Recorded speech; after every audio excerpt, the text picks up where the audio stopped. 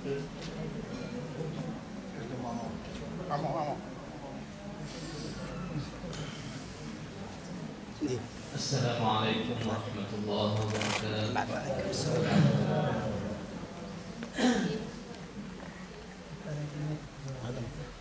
Bismillah, alhamdulillah. Wassalatu wassalamu ala rasulillah Muhammad ibn Abdillah wa ala alihi wa sahbihi wa mawala. La hawla wa la quwwata illa billah, amma ba'd. Ayyuhal ikhwah fillah rahimakumullah. Melanjutkan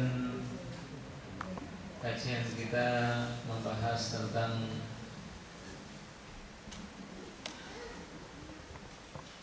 keutamaan umat Muhammad sallallahu alaihi wasallam yang kita semuanya berharap agar kita termasuk umat Rasulullah sallallahu alaihi wasallam yang mendapatkan khairul ummah karena usaha kita untuk tetap mengikuti jejak Rasulullah dan para sahabat-sahabatnya.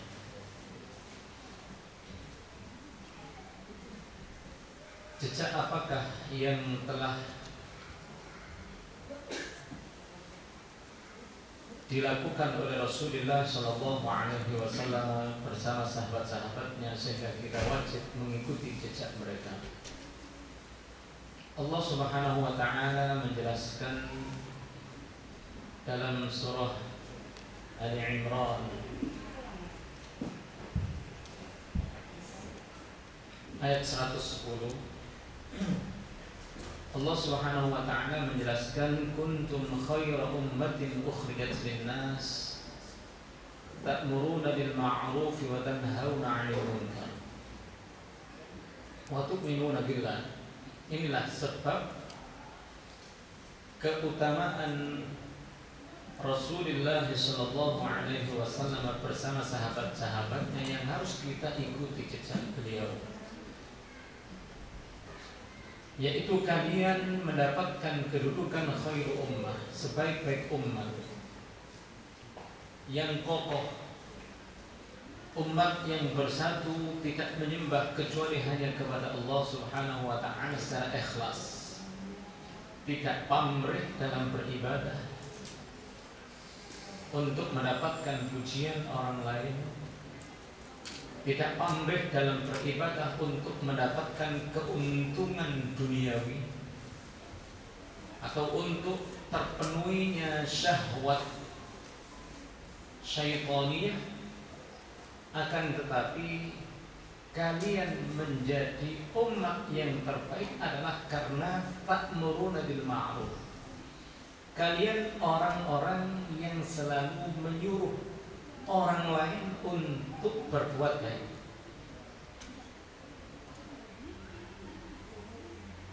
Kata orang lain itu berarti umum. Manusia siapa saja, baik orang Belanda atau orang Indonesia atau orang Arab sendiri, ketika kita mengetahui sesuatu yang ma'ruf, kemudian manusia tidak melakukan sesuatu yang ma'ruf, insya agar kita menjadi umat yang terbaik adalah kita menyuruh mereka untuk melakukan sesuatu yang ma'ruf, yang baik.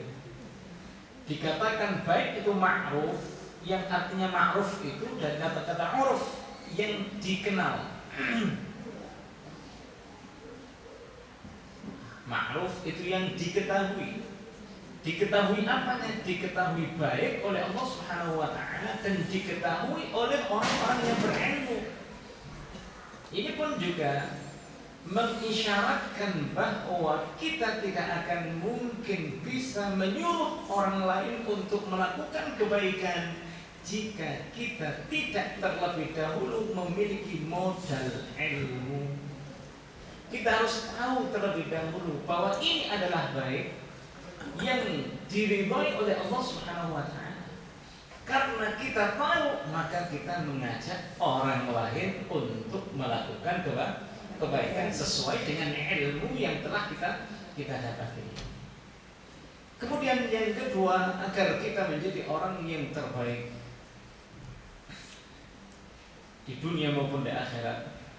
Wa tanhauna 'anil munkar. Kalian adalah orang-orang yang mencegah orang lain melakukan perbuatan yang mungkar. Apa arti mungkar itu?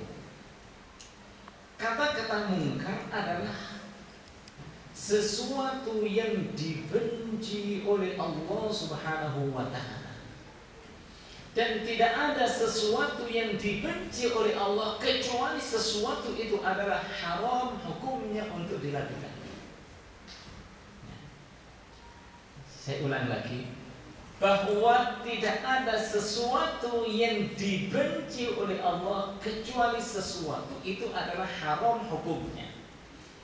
Dan kita sebagai umat Rasulullah yang mendapatkan jaminan akan tetap bersama dengan Rasulullah baik di dunia maupun di akhirat, jika kita mengikuti jejak Rasulullah dengan mencegah orang lain dari perbuatan mungkar, lebih-lebih anak dan istri atau suami kita sendiri yang masih ada hubungan kekerabatan dan hubungan kekeluargaan.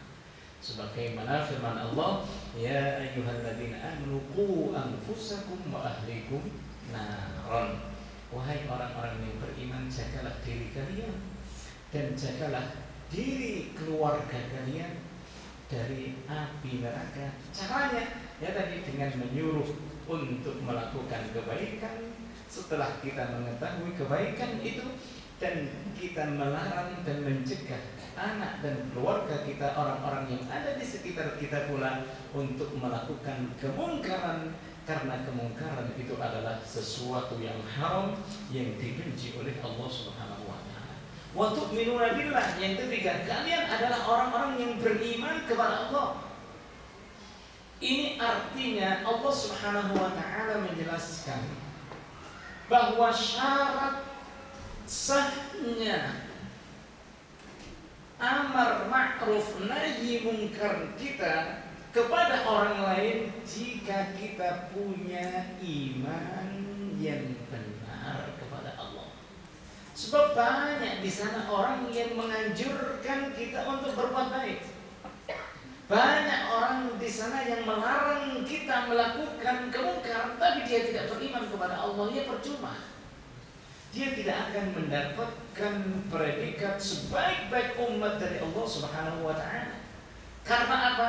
Bisanya hanya menyuruh orang lain, ingin menyelamatkan orang lain, tapi dirinya sendiri malah dilupakan. Sebagaimana firman Allah Subhanahu wa ta'ala, atamuruna an-nasa bil birri wa tansawna anfusakum wa antum tatluna al-kitab afala ta'qilun.